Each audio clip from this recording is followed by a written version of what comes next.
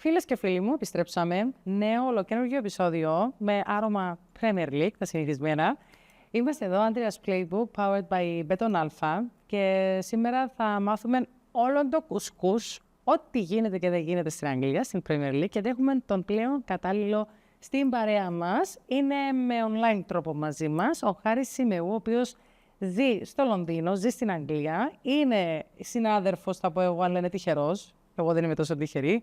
Λοιπόν, πες μας λίγο τι ακριβώς κάνεις στην Αγγλία τη δουλειά σου, θα μας την περιγράψεις λίγο. Πώς ζεις, γεννήθηκες στην Αγγλία, γεννήθηκες στην Κύπρο, πού γεννήθηκες, Χάρη? Πρώτα πρέπει να πω ένα μεγάλο συγγνώμη για τα σπασμένα μου ελληνικά. Sorry. Μια χαρά τα ελληνικά σου. Αλλά δεν είναι η πρώτη μου γλώσσα. Άρχισα πριν από 4-5 χρόνια. Δούλευα σε τράπεζα για περίπου 10 χρόνια. Αλλά δεν μου άρεσε καθόλου. Ήταν μια δουλειά και τίποτα παραπάνω. Και σκέφτηκα να γράψω ένα βιβλίο για την ομάδα μου που ονομάζεται The Chronicles of a Gooner, που σημαίνει σαν την ιστορία του Gooner. Ο Gooner είναι Arsenal fan, έτσι τους λένε εδώ στο Λονδίνο. Και έγραψα το βιβλίο για κάθε αγώνα, μετά από κάθε παιχνίδι. Γράφαμε κάτι για τον αγώνα και έκαναμε cover τα μεγάλα ιστορία του σύλλογου. Ήμασταν πολύ τυχεροί εκείνη την ώρα, επειδή ήταν το τελευταίο χρόνο του Arsene Wenger, που ήταν πάρα πολύ μεγάλη ιστορία. Μετά από 22 χρόνια έφυγε από την ομάδα. Και το βιβλίο πήγε πολύ καλά, πολύ καλύτερα από ό,τι νόμιζα εγώ. Και μετά σκέφτηκα να το κάνω σε podcast. Και το podcast είναι πολύ μεγάλο τώρα. Έχει σχεδόν 47.000 subscribers πάνω στο YouTube. Και έχουμε περίπου 60.000 individual listeners κάθε μήνα πάνω στο Apple και στο Spotify, και βγαίνουν επεισόδια κάθε μέρα, 6 με 7 φορές την εβδομάδα, και μετά από αυτά με παίρναν τηλέφωνο από τα ράδια εδώ στο Λονδίνο, το BBC, το TalkSport, και με καλέσαν πάνω να μιλάω για την ομάδα μου. And from there, it snowballed, really. From there, I was given many opportunities. I became a presenter on TalkSport, and I'm now the Arsenal reporter for BBC London. I work for Sky, I work for DAZN, and yes, it's been an amazing journey. An amazing bio. Well done for all these things you achieved. Δεν ξέρω, ας πούμε, πιο πριν δεν είχες καθόλου, Χάρη, επαφή με δημοσιογραφία ή απλά διάβαζες, ας πούμε, συνέχεια articles, παράδειγμα? Απλά διάβαζα. Που ήμουν μικρός, έπαιζα ποδοσφαιρό, έπαιζα για μια στιγμή για το Leyton Orient, ομάδα εδώ στο Λονδίνο. Τι θέση έπαιζες? Έπαιζα striker. Αλλά που ήμουν 16 χρονών, με κάνανε release. Και δεν έπαιζα ποιον. Έπαιζα μόνο για ομάδα που παίζει την Κυριακή, μόνο για φαν. Ήμουν πάντα πελαμένος με την μαπά, να σου πω την αλήθεια. Ήμουν πάντα με την Arsenal. Ο πατέρας μου μεγάλωσε κοντά στο γήπεδο. Γι' αυτό. Ναι, γι' αυτό. Και είχε πολλούς Κυπραίους που εμέναν Λονδίνο κοντά σε εκείνες τις περιοχές, το Finsbury Park, το Tufnell Park, το Camden. Εκεί έκατσαν οι παραπάνω οι Κυπραίοι που ήρθαν εδώ στο Λονδίνο. Και γι' αυτό σαν παροικία, ας πούμε. Ναι. Και να σου πω την αλήθεια, η Arsenal είναι η ομάδα που έχει πιο πολλούς foreigners supporters, να πω την αλήθεια. Ναι. Πάει σε κάποια γήπεδα και μόνον Άγγλους θα βρεις, αλλά στο Arsenal έχει από όλους. Και γι' αυτό νομίζω οι Κυπραίοι του Λονδίνου τραβήξαν εκεί να πάνε μαζί με την Arsenal. Έχει πολλούς Κυπραίους της Κύπρου που είναι με την Arsenal, η αλήθεια είναι. Ναι. Οπότε, εντάξει, ήταν κάτι με το μικρόβιο του πατέρα σου και μετά επέρασε σου το και σε ένα φανταζού. Έτσι γίνεται πάντα, Χάρη. Από τους πατεράδες ξεκινούν όλη αυτή η μανία με το ποδόσφαιρο. Πόσα χρόνια δηλαδή είσαι στο κομμάτι τούτο, το μηντιακό? Το journalism που λες? Ναι. Νομίζω 4 με 5 χρόνια τώρα. Στην αρχή ήταν πολύ δύσκολο επειδή δεν με ήξερε κανείς. Playbook. Έπρεπε να κάνω πολλές δουλειές for free basically before I could change careers. That was the tough part. Και μόλις έκανα το πρώτο μου παιδί, είχαμε και το mortgage και ήταν δύσκολο επειδή νόμιζα είναι κάτι που θέλω να κάνω, αλλά is this the right time? Or should I have done this when I was younger? Am I being stupid and thinking that I can do a big career change at this stage in my life? But luckily, after about a year of trying, and the podcast was a massive help because it was getting my opinions and thoughts out there, things started to change and started to go really well. You have to risk it to take the biscuit. Yeah, exactly that. Οπότε, τώρα για να ξέρουμε λίγο, έχεις επαφές με Κυπρίους? Ή στο Λονδίνο ή στην Κύπρο, ή είναι όλων Άγγλοι, ας πούμε, στον περίγυρο σου, στο περιβάλλον σου? Όχι, οι παραπάνω μου οι φίλοι είναι Κύπροι. Είναι Κύπροι, οκ. Ναι, είμαστε πολλοί εδώ στο Λονδίνο. Όμως εμένα γεννηθήκαν και μεγαλώσαν εδώ. Okay. So, we are Cypriot at heart, but we live very far away. Πολλά καλά τα ελληνικά σου πάντως, που τη στιγμή που γεννήθηκες Κύπρο, είτε οι γονείς σου, να ξέρεις πάρα πολλά καλά, μιλάτε σπίτι ελληνικά. Πώς εξασκήθηκαν τα ελληνικά σου? Να σου πω την αλήθεια, τα παραπάνω που μιλάμε είναι αγγλικά εδώ. Όμως, οι γιαγιάες και οι παππούδες, εκείνοι μας μάθανε γι' αυτό. Ναι. Γι' αυτό λέμε κάποιες λέξεις που νομίζω δεν τα λέτε ποιον. Αλλάξαν τα πράγματα. Χάρη που πάεις γήπεδο, όταν θα δουλέψεις εσύ, πάεις μόνο στο podcast και τα λοιπά, ή πάεις και γήπεδο στα δημοσιογραφικά? Πώς είναι? Ναι, τώρα που δουλεύω για το BBC London και κάνω cover το Arsenal κάθε εβδομάδα, πάω στα γήπεδα σαν απόψε που κάνουμε record, παίζει η Arsenal μες στο Champions League. Δεν θα πάω στο γήπεδο, θα κάνω commentating που το στούντιο εδώ στο Λονδίνο. So θα κάνω το match για τα κανάλια της Arsenal απόψε. Όμως θα το κάνουμε από εδώ, από Λονδίνο. Οκ, αλλά θα τύχεις και κάποιες φορές στην Premier League, ας πούμε, πάεις γήπεδο. Φανταζόμαι κάποιος το που το γήπεδο. Ναι, για Premier League πάντα πάμε στο γήπεδο. Αλλά όταν είναι Champions League και είναι σε άλλη χώρα, μέχρι να φτάσουμε στο knockout stages, τα κάνουμε από εδώ.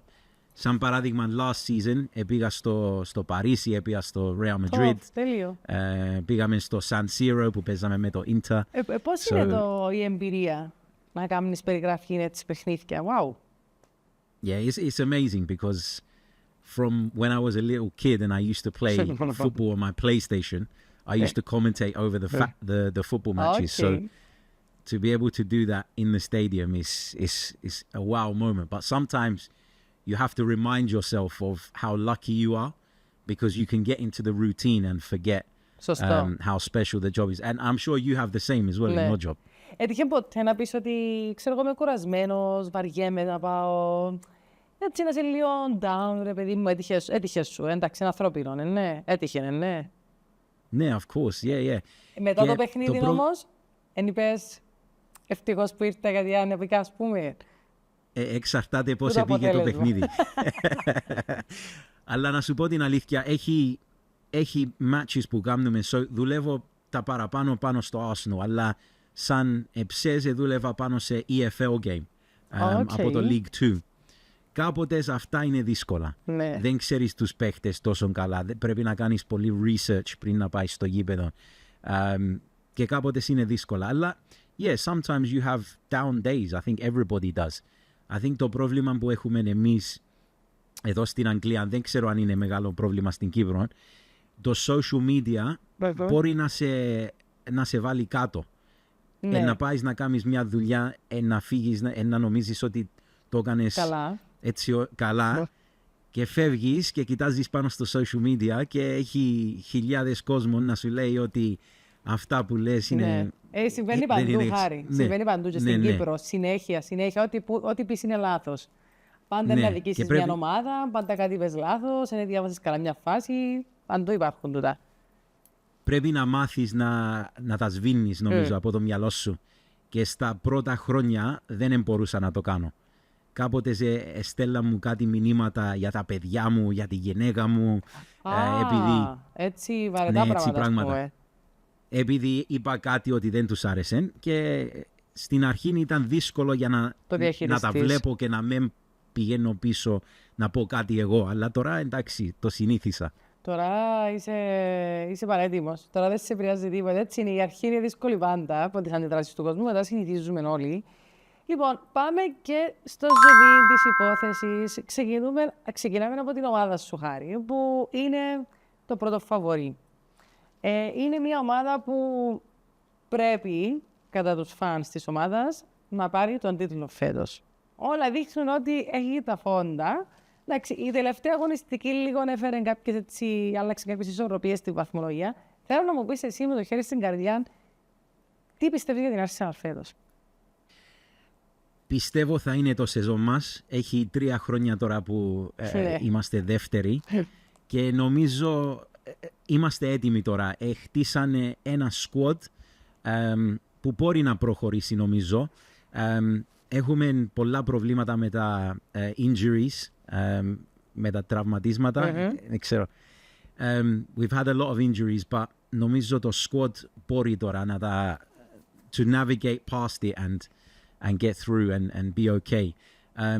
You mentioned the last game με το Aston Villa. Ναι, ήταν δύσκολο. No doubt about it, but that's the Premier League, and that's why everybody loves the Premier League from all parts of the world, Cyprus, wherever. People watch it because they know that there's always a chance that you get the result that you don't expect.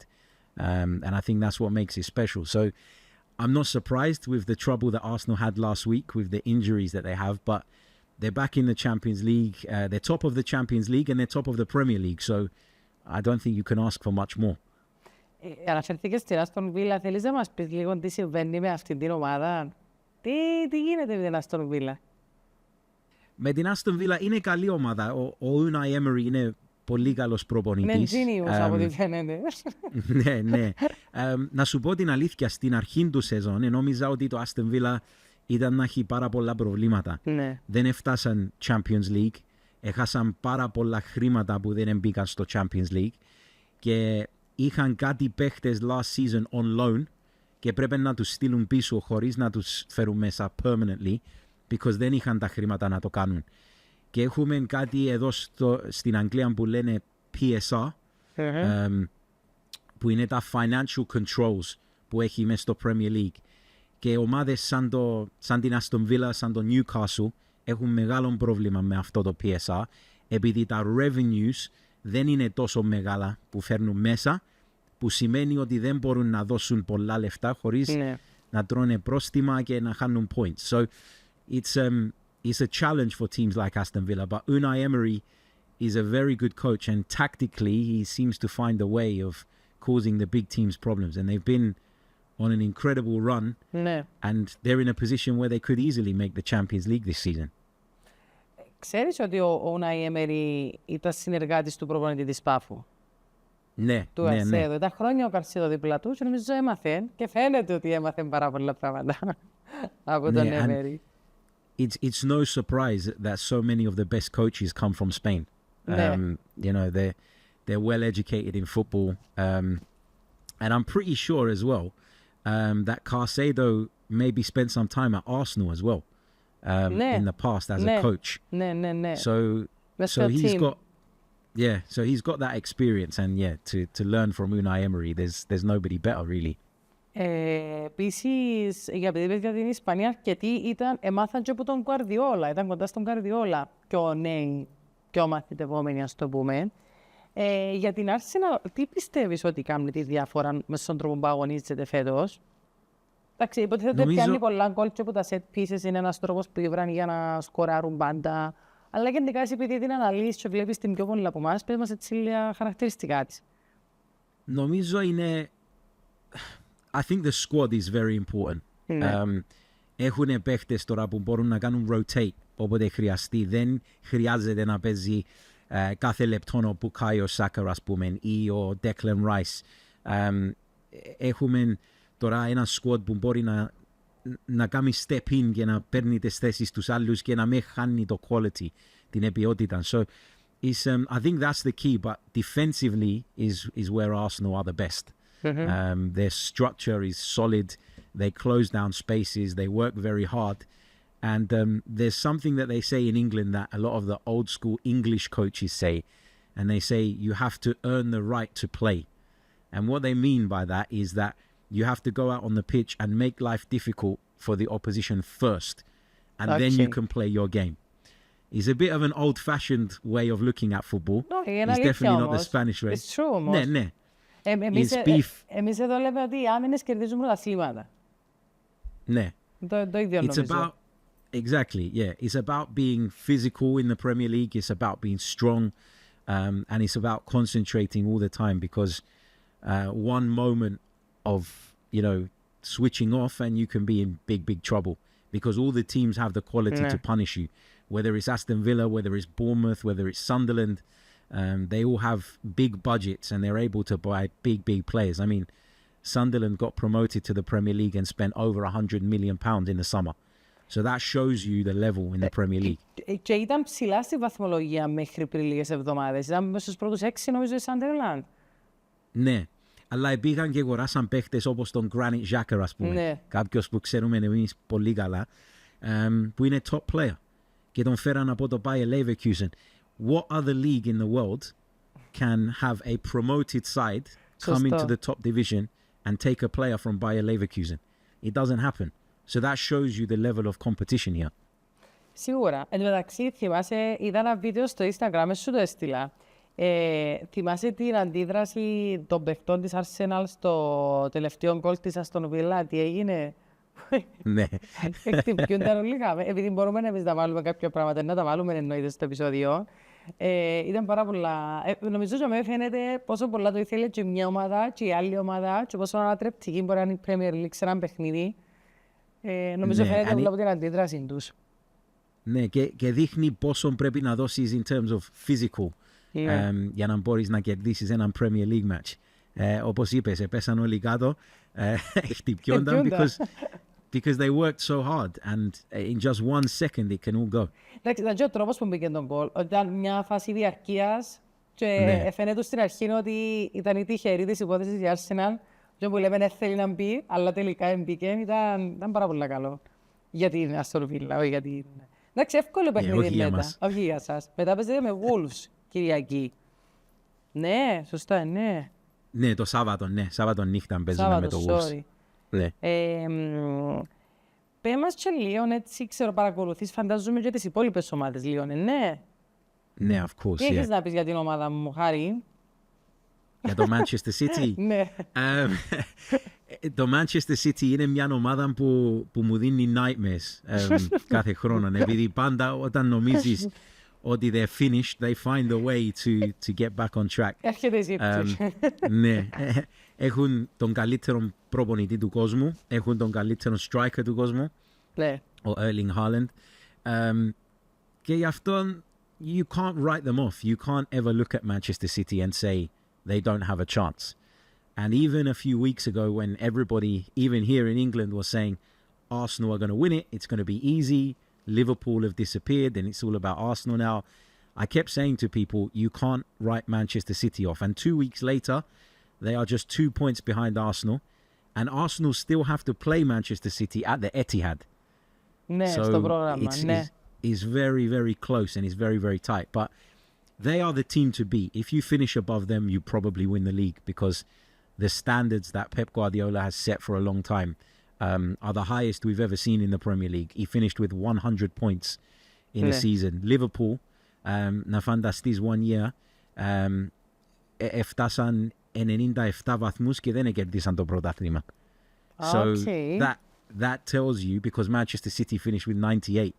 So that tells you the level that you're talking about with Manchester City. And they've had a bit of a transitional period because they've brought new players in, younger players. A lot of the people that were part of the success, the Kevin De Bruyne's and people like that, had to move on. So it's been a lot of change, but they are still the team to beat. The only problem is, and I will say this, Manchester City have 115 financial charges, and they're having a court case with the Premier League right now. And this is big. The problem for me is that it's taking too long to find the answer. And that's why there's a cloud over them. Θεωρείς ότι επηρεάζει δηλαδή? Θα επηρεάσει η απόφαση εννοείς? Ναι, η απόφαση. Αν τους βρίσκουν guilty, μπορεί να τους πάρουν βαθμούς. Ποιος ξέρει. We don't know θα πρέπει να what the αλλάξει punishment's ομάδα. going to be. Ναι. Στην αρχή έλεγε ο κόσμος ότι μπορεί να τους βάλουν κάτω στην τελευταία κατηγορία. Επειδή είναι τόσο σοβαρό το πράγμα που δυνατόν έχουν όμως να κάνει. είναι τόσο αυστηρές οι ποινές, Χάρη, δηλαδή καταστρέφεις ένα σύλλογο, δεν ξέρω πόσο αυστηρή στην Αγγλία και τι μπορεί να γίνει. Ναι, να σου πω, δεν έγινε και κάτι έτσι στο παρελθόν. Δεν μπορώ να πω ότι έγινε και σε αυτή την ομάδα πρέπει να γίνει και στο Manchester City. We don't know, but the problem we have is that while Manchester City are still involved in this case and the Premier League are still trying to resolve it, any success that they have is going to have a mark next to it. And that's they win the Premier League, but there will be people that say, well, it's because they did this and because they did that. And if you are allowed for 10 years, which is what they are accused of breaking the rules and finding ways to get around it, then that gives a club a huge advantage because, and I don't mean this disrespectfully, when I was a kid, Manchester City were nothing. Ναι, ξέρουμε, it's okay, ενώ είναι θέμα προσβολής, it's true. And Manchester City were nothing, Chelsea were nothing, and what happened in those years was that the Premier League allowed foreign investment to come in. With Chelsea, it was Abramovich. With Manchester City, it was the investment from the Middle East. And those clubs have overtaken lots of clubs in England as a result of being allowed to do those things. And now that they've tightened the rules, where, as I was mentioning, Aston Villa can't do it, even though they have very wealthy owners. Newcastle are owned by the Saudi Arabian Investment Fund, and they can't do it. So why should Manchester City be allowed to get away with what they've allegedly done? I can't say they're guilty because I don't know, but that's what the case is about. Δύσκολη κατάσταση για την ομάδα μας. Πολύ δύσκολη. Δύσκολη κατάσταση. Θεωρείς όμως ότι εγώ νιώθω ότι είναι σταθερή η City. Δεν νιώθω ότι είναι σταθερή ομάδα. Δηλαδή, νιώθω ότι πάμε και νιώθω ότι να κάνουμε έναν καλό σερί. Νιώθω ότι κάθε παιχνίδι... I don't trust them yet. Yeah. Από πλευράς performance, δεν ξέρω γιατί. That's fair, because if you look at their recent games, they were 2-0 up against Leeds. Leeds come back to 2-2, and then Manchester City won it in the 91st minute. If you look at the game against Fulham the other day, they were 5-1 up. It looked like the game was finished, and Fulham came to 5-4. Unbelievable game. Insane. But you're right to say that they're not stable, and they're not stable defensively. That's the problem that Pep Guardiola has. Defense. As an attacking team, they're still the best for me in the country, but it's just defensively that they're a little bit vulnerable. And that's where Arsenal have been able to close the gap on them and make it a more level competition, because Arsenal have that ability defensively to not give cheap goals away and to stay in games for longer. Εντάξει, επιθετικά είναι καλή όμως, αλλά στηρίζονται πάρα πολλά σε έναν παίχτη. Είναι το που είχε ξαναπεί. Νομίζω και ο Guardiola ότι δεν μπορούμε να στηριζόμαστε όλη η ομάδα γενικότερα πάνω στον Χάλαντ. Δηλαδή, ο Χάλαντ κάποιες μέρες δεν θα είναι καλός. Προφανώς, συμβαίνει. Δεν μπορεί μια ολόκληρη ομάδα να εξαρτάται μόνο από τον Χάλαντ. Εντάξει, ο Φόντεν ανέβηκε που έπρεπε να ανεβεί και να πάρει κάποια πράγματα πάνω του. Νομίζω ότι τούτο που λείπει παραπάνω τη City και πολλοί νέοι παίχτες και νέοι στο πότε έφτασε στην ομάδα, νέοι σε ηλικία. Εντάξει, δεν είναι η City που ήταν, ούτε θα ξαναγίνει, θεωρώ. Το θέμα είναι το challenge του Guardiola τώρα είναι αν μπορεί την ομάδα να τη σταθεροποιήσει και να μπορεί να βγάλουν ποιότητα όλοι τις οι παίχτες. Δηλαδή, ο αριστερός μου back να είναι average και ο δεξιός μου back να είναι ok, ας πούμε. Να σου πω την αλήθεια, είμαι surprised ότι ακόμα είναι ο προπονητής ο Guardiola. Νόμιζα πριν από 2 χρόνια ήταν να φύγει. Εγώ νομίζω ότι με όλα αυτά που συμβαίνουν στο background, με τα charges, νιώθει ότι δεν μπορεί να φύγει τώρα. Πρέπει να μάθουν τι είναι να γίνει με αυτό και μετά μπορεί να πει ότι that's it, thank you, goodbye. Because δεν έμεινε σε άλλη ομάδα για τόσα χρόνια, ούτε και στην Barcelona, την ομάδα του. Δεν έμεινε για τόσα χρόνια. So I am surprised. Ακούγεται για κομπανί ο επόμενος ότι θα είναι. Θα ήταν ωραίο να το δούμε. Ναι, θα είναι ωραίο και Ήμουν surprised ότι έπιασε τη δουλειά στο Bayern Munich, επειδή που ήταν προπονητής εδώ στο Burnley, τους έφερε πάνω στην πρώτη κατηγορία, αλλά δεν πήγαν καλά. Πήγανε κάτω, δεν έπαιζαν σωστά, in my opinion. Πήγαν να παίξουν όπως το Manchester City, αλλά δεν είχαν τους παίχτες να το κάνουν. Πήγαν κάτω, όμως επειδή παίζει ωραίο ποδοσφαιρό ο Company, ήρθε το Bayern Munich και τον πήραν και τώρα πάει καλά. Πάει πολύ καλά. Πάει καλά. Το Andrea's Playbook είναι powered by Beton Alfa, που δεν είναι απλά χορηγός της εκπομπής μας, είναι και συμπαίχτης μας, είναι κομμάτι της ομάδας μας. Κάθε Τρίτη με τον κωδικό Tuesday έχετε 3 ευρώ μπόνους χωρίς κατάθεση, ενώ μένετε μαζί μας, μένετε connected με το Andrea's Playbook, γιατί με τον κωδικό που είναι η ονομασία του καναλιού θα έχετε κάποια extra offers, τα οποία θα σας τα πούμε στη συνέχεια, γι' αυτό μην το χάσετε. Πάμε, Χάρη μου, σε δύο ομάδες οι οποίες έχουν μεγάλο ερωτηματικό πάνω από το λόγο τους. Βασικά είναι η United και η Liverpool. Εγώ πάντα λέω ότι η Liverpool έπαθε United και ο Slot έπαθε την Hag. Πάμε να ξεκινήσουμε από η Liverpool, να μας πεις εσύ που ακούεις πράγματα στην Αγγλία, είσαι πιο κοντά, είσαι μέσα στα πράγματα. Τι πιστεύεις ότι φταίει για την κρίση της Liverpool που δεν θα περάσει? Εγώ λέω ότι δεν θα περάσει η κρίση που επικρατεί.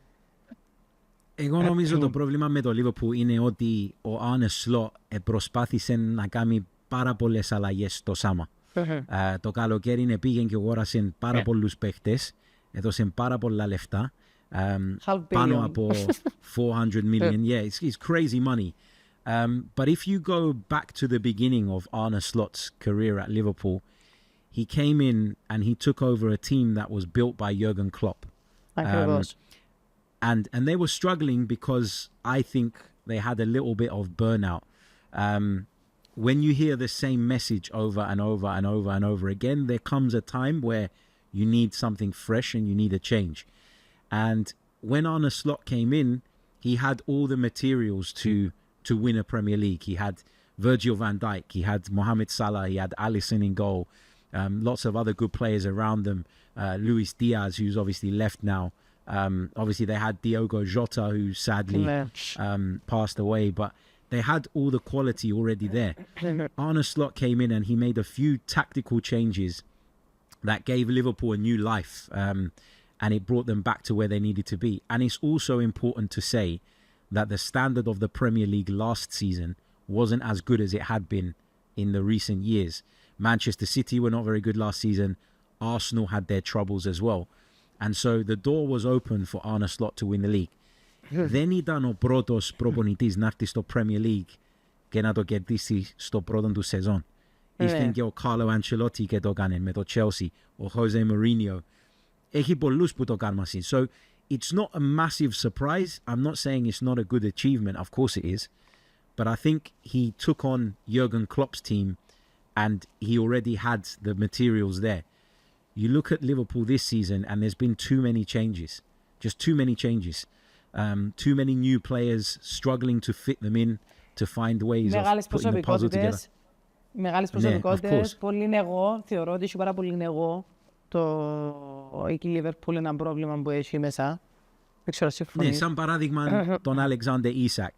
Ναι. Τον αγοράσα για 120 εκατομμύρια. It's a lot of money. Και αυτό το θέμα, it went on the whole summer. Ήταν να έρθει, δεν ήταν να έρθει. Το Newcastle δεν τον αφήνε, μετά δεν ήθελε να κάνει προπόνηση ο Isak και μετά έγινε και ένα μεγάλο πρόβλημα. Και μέσα σε αυτό, το Liverpool βρήκε τον Hugo Ekitike, που ήρθε μέσα στην ομάδα και ήταν πάρα πολύ καλός. Και τον βγάλασαν από την ομάδα για να βάλουν τον Isak μέσα, επειδή έδωσαν τόσα πολλά λεφτά και αυτός δυσκολεύτηκε. So, too many changes, not the same connection that the Liverpool team had in the past. And I think the biggest problem is that they lost Trent Alexander-Arnold, who's a very, very good player. But they also lost Mo Salah and they lost Virgil van Dijk in terms of their ακόμα form. Και οι δύο που εμπίναν, αγνώριστοι. Yeah, finished. And they both signed big contracts. So Liverpool spent lots of money to bring in new players, but also to keep what they had. And I said at the start of the season that Liverpool will only be successful again if Mohamed Salah and Virgil van Dijk can perform at the same level. And they haven't. None of them. They signed 2 new fullbacks. They brought Frimpong to play right back, and they brought Kerkez from Bournemouth to play left back. None of which have performed. They paid over £100 million for Florian Wirtz. Ναι, και καταστρέφει το Σόποσλαϊ όμως για τον λόγο, νομίζω. Exactly. So the balance at Liverpool is wrong. And I think the players are starting to get a little bit fed up of Arne Slot, because the Mo Salah example, I think, ναι, gives everybody... μας λίγο, εσύ ποιο βρίσκεις δίκαιο, τι λες στην Αγγλία, πες μας τι κουσκούς γίνεται στην Αγγλία για αυτούς τους δύο. Στην Αγγλία οι παραπάνω λένε ότι ο Mo Salah ήταν σε λάθος που βγήκε και είπε εκείνα που είπε. Δεν έπρεπε μετά από παιχνίδι να βγει και να τα πει τούτα. Και δεν ξέρω πώς δουλεύει στην Κύπρο. Να σου δώσω μια εξήγηση about how it works in terms of interviews here. So after the game, the broadcasters, so the TV channels, the radio stations, those that have the rights to the match, they will get given a player and a manager to interview after the game by the club. The club will decide, today we're going to say, for example, on Saturday it was Szoboszlai for Liverpool, and then the manager.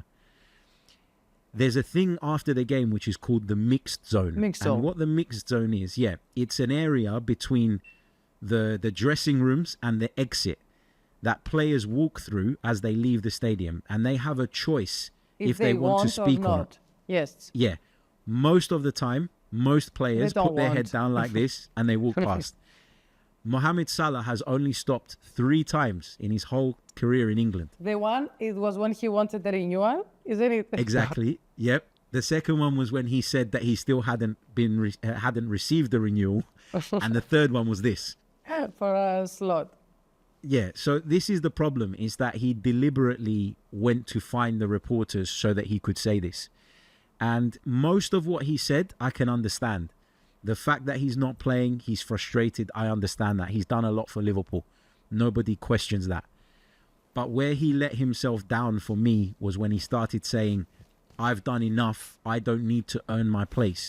Well, you do need to earn your place. Everybody. Because the truth is, everybody does. Yes. Exactly, everybody does. And the truth is that he has not played well this season. He is a part of the problem. He feels that Liverpool have pinned it all on him and made it out as if he's the only problem. But no, nobody thinks that. People think that Mohamed Salah is not at the same level, and that's fair. But I think he was wrong to say what he said. And the reaction here in the UK has been really, really big to that story. But most people feel that he was wrong to say what he said. Yes, αλλά ο κόσμος θέλει το slot να μείνει ή να φύγει. Οι παραπάνω νομίζω θέλουν τον slot να μείνει. Επειδή κέρδισαν το Premier League. It's only a few months. Δεν ξέρω. It's only been a few months since Liverpool's form dropped off. I think he's earned the right to be given time to fix the problem. But if you get to the end of the season and nothing has changed, then fine. Make the change. But Liverpool are not a club that change managers every week. Not like Manchester United, not like Chelsea. And this is really, really important in English football, because there are a few clubs that are like that. Arsenal are like that. They don't make changes every 5 minutes. Liverpool are like that. Manchester United are like that. Yeah, these and City have been so successful. There's no reason to make a change. You've got the best in the world. Who do you get? But I think Liverpool are maybe fighting with the idea of making the change too soon and too early. But if it continues like this, then they're going to have major problems, I think. Έχω πάντως που το Sky Sports που είδα που έβαλα συν έναν Liverpool with and without Salah starting in all competitions since Liverpool debut το 2017. Και το win rate του, όταν ξεκινά το παιχνίδι, 62,9 όταν ξεκινά βασικός, και όταν δεν ξεκινά βασικός, 64,8. Άρα είναι πιο ψηλό το winning rate του όταν δεν ξεκινά βασικός. Τώρα δεν ξέρω γιατί, είναι ωραίο που φτιάχνουν έτσι θέματα, εμένα αρέσει και μου χάρη. Γιατί λες και απαντούν σε κάποιον με έναν δικό τους τρόπο. Τούτο είναι προς απάντηση του ιδίου του παίχτη, φαντάζομαι, που θεωρεί ότι πρέπει να, ότι επειδή εμπέζει γενικά η Liverpool, τα στατιστικά των διαψεύδου. Εντάξει, δεν σημαίνει ότι έπρεπε να παίζει. Απλά είναι ωραίο στατιστικό. Εντάξει, πάρα πολύ κοντά. 62,9, 64,8. The truth is he's not playing very well. So it doesn't matter, you know, what people say about whether he's in the team or not. This season he has not performed. He does not work hard for the team. He does not defend. And, you know, for most of Mohamed Salah's career, one of the things that people really liked about him was that he was very humble and honest and loyal. And this interview that he gave, it showed him to have a big ego and a big confidence and an arrogance that people don't like. And that is why people's opinion here in the UK, I think, has changed. If this happens at Real Madrid or at Barcelona, you know, the Spanish football mentality is different. People say, it's nothing, it's not a big deal, it happens every week. You know, you hear about Real Madrid now, Xabi Alonso is already being talked about as being sacked very early in his Real Madrid career. That's normal. And Yeah, that's exactly, that's very normal. But in England, the mentality is not like that. The mentality is a bit more of a loyal one. And Mo Salah saying what he said, it goes against that. Για την United. Το United έχουν πάρα πολλά προβλήματα. Έχει πολλά χρόνια τώρα που τότε που έφυγε ο Sir Alex Ferguson που δεν μπορούν να βρουν τον σωστό προπονητή. Ο Ruben Amorim νομίζω θα είναι εντάξει, όμως θέλει χρόνο. Το πρόβλημα είναι ότι άμα είσαι σε μεγάλη ομάδα όπως το Manchester United δεν έχεις πολύ χρόνο. Ναι. Κάθε παιχνίδι έχει τόσο πολύ, you know, analysis around it that you can't take too long to get things right. But I think the problem at Manchester United is the ownership. They've been taking money out of the biggest football club in the world for such a long time, to the point where they've set themselves back many, many years. Bad signings, bad coaches. The whole thing is a mess, and whoever's going to fix it is going to need time, a bit like Mikel Arteta had, where he had 3-4 seasons where there was no expectation. It was just about building the foundations. I think if they give Ruben Amorim the time, they will get there. But the question is, will they give him the time? Because they haven't given anybody else that time. I think they will do. Will do it with Amorim. I think they have to.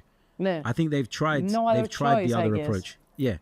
How many coaches are you going to change? And I think when you bring some of the world's best coaches to your football club, you think about who's come since Ferguson, Mourinho, Van Gaal. You know, these were some of the best coaches in world football. When you bring them to the club and even they fail, it means that the club is broken, not so much the team. And so I think they're in a place, like you say, where they've got no choice and they have to let this project develop over time. Otherwise, they'll just keep going around in circles. Σωστό. Θέλω να μου πεις δικά σου προγνωστικά ποιοι θα πάρουν τις πρώτες 3 θέσεις. Για την πρώτη ξέρω θα μου πεις Arsenal. Φαντάζομαι. Δεύτερη ποια ομάδα νομίζω. Για τη Chelsea δεν είπαμε τίποτε. Πες μας κάτι για τη Chelsea. Δεύτερη νομίζω θα είναι το Manchester City. Και νομίζω το Chelsea θα είναι third, I think. I think Chelsea will be third. Θεωρείς ότι θα μείνει στα ψηλά η Chelsea? Ναι, νομίζω το Chelsea, εντάξει, θα έχουν προβλήματα with consistency at times. Έχουν πολλούς παίχτες of a very young age and they need time to develop and to mature. But I just don't think anybody else is at that level. Maybe Liverpool, if they get their act together in the second half of the season, could make that gap up. But at the moment, I would have Chelsea as my third place. Πότε παίζει η Arsenal, on January που παίζει η Arsenal με την City, πότε είναι? I will tell you now. Let me just have a quick look. Έλα και εγώ κάνω quickly look. Because I have so many games in my head, I lose track. Yeah, they're playing on April. April, okay. 4 του Γενάρη είναι το City Chelsea, γι' αυτό μου θυμώ Γενάρη. Καλό παιχνίδι. So 18th of April is when Manchester City play Arsenal. That could be the title decider. Ναι, σε καλό σημείο. Σε καλό σημείο. Και 8 του Γενάρη έχει Arsenal Liverpool. Εντάξει. Και United City 17 του Γενάρη. There's always big games in the Premier League. That's why it's the best. Whatever it happens. That's it. Πες μου τι πιστεύεις για απόψε. Για το Real, να αποσυρωθώ πρώτα για την ομάδα μου, μετά να μου πεις για άλλα. Με το Real και την City. Νομίζω ότι θα κερδίσει το City. Το Real δεν πάει καλά. Είπαμε για τον Xabi Alonso. Ναι, που θέλω να το φάω. Έχει μεγάλα προβλήματα εκεί. Επειδή Γιατί? εγώ νομίζω it's very different when you take a club like Bayer Leverkusen where there's not that expectation. Ναι. There isn't the same egos in the dressing room to mold them into a team that works together and to demand equal responsibility from everybody. But when you go into a club like Real Madrid where there are superstars like Vinicius Jr., like Mbappe, like Bellingham, the job is different. The job is now to keep those guys happy. It's not to build a tactical machine that is going to win game after game after game and is going to close people down. You're relying on individual brilliance to get you out of trouble. And it's different. And I think there's a lot of coaches that come up at clubs where, they sort of build a really good system. And then when they have to try and transfer that to a club where there is superstars, it becomes a problem. I think a good example is Andoni Iraola, who's at Bournemouth now. He was in Cyprus at one stage as well, with AEK. And, in the Premier League at Bournemouth, he's doing a great job. But if he goes to Manchester United, the job is different. If he goes to Chelsea, the job is different. And I think it's a big jump and a very different job. And I think there's a lot of managers that struggle to cope with that change. And I think Xabi Alonso is having that problem. Περίμενε να δω. Έχουμε και Juventus Πάφος πόψε. Yeah, the mighty Bafos. Πρέπει να το δώσουμε την Πάφο μας. Για την Μπαρτσελώνα, τι πιστεύεις να γίνει στην Ισπανία? Μπαρτσελώνα φέτος, καλά, η Μπαρτσελώνα είναι νοσοκομείο αρχικά. Άτυχη πολλά. Δεν ξέρω πόσο μπορεί να επιβιώσει με το ταούλα.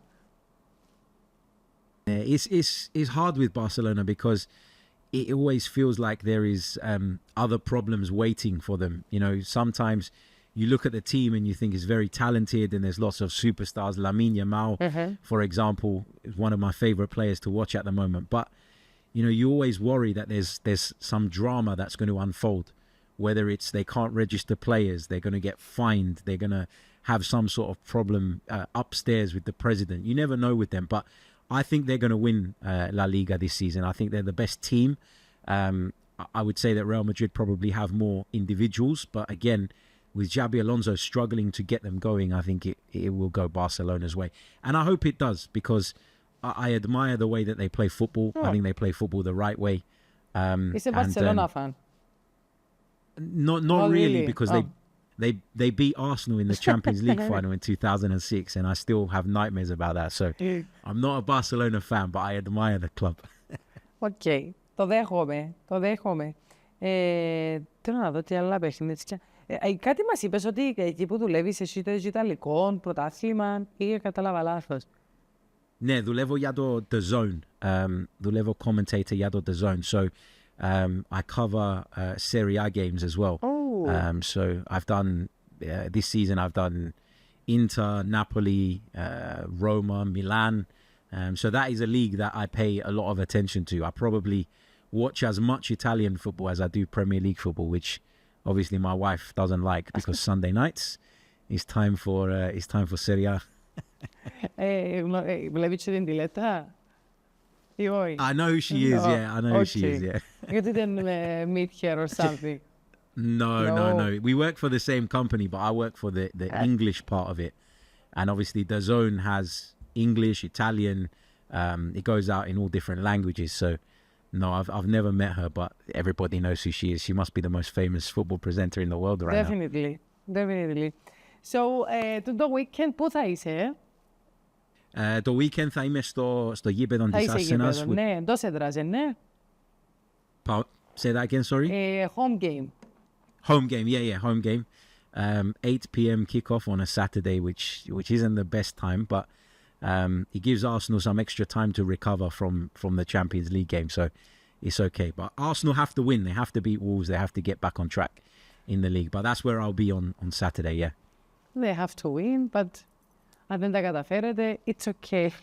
Δεν μας πειράζει. It's okay for you. It's not okay for me. No Where will you pressure. be this weekend? No pressure. Πού θα είσαι εσύ? Εγώ που θα είμαι καημένη, εγώ θα είμαι στούτιο, γιατί έχει παιχνίδι home το ΑΒΟΕΛ. Okay. Μην το συγκρίνεις, άστο χάρη μου, άστο. Είναι άλλος κόσμος εδώ, άλλος κόσμος εκεί. Ποια είναι η ομάδα σου στην Κύπρο? Εν έχω. Εν έχεις, okay. Έχω μόνο στην Αγγλία. That's the best way to be, then you can enjoy it. Yes. Μπορεί να έρθουμε να ταξιδέψουμε στην Αγγλία. Αν έρθουμε θα σου πούμε να βρεθούμε ως εκπομπή. 100%. Το πιο πιθανό είναι ότι θα έρθουμε όμως για τη City. Θα δούμε μπορεί ένα παιχνίδι στο Λονδίνο. Θα δούμε πώς θα τα καταφέρουμε να τα πούμε και από κοντά. Ενώ υπάρχει περίπτωση να έρθεις Κύπρο και να έρθεις Κύπρο πάλι θα σε δούμε. Χάρη. 100%. Θα αποφασίσεις και it. θα μας πεις, θα μας ενημερώσεις.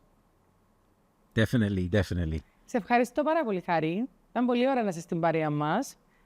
Θα περιμένουμε να μας στείλεις και λίγα βιντεάκια αν θέλεις, που θα πάει ξανά γήπεδο. Να μπορούμε να τα ανεβάσουμε και εμείς αν γίνεται στο κανάλι. Of course. Για catch-up που τούτα που μας είπες, που μας περιέγραψες. Θα σου ευχηθώ καλή επιτυχία στην ομάδα σου παρόλα αυτά.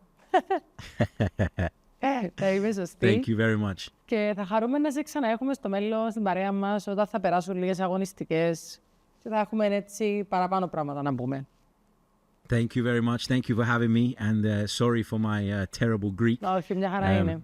I'll try and improve it for next time. All right, thank you very much. Thank you. Bye bye.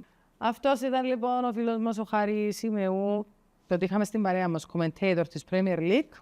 Ένα το παραπονό. Να τον βρείτε στο Instagram, ανεβάζει πάρα πολλά βιντεάκια που αναλύει τα παιχνίδια της Arsenal και όχι μόνο. Και είπε, υποσχέθηκε μας ότι θα μας στείλει βίντεο και θα τα ανεβάσουμε και εμείς που πάει στα παιχνίδια στη Premier League.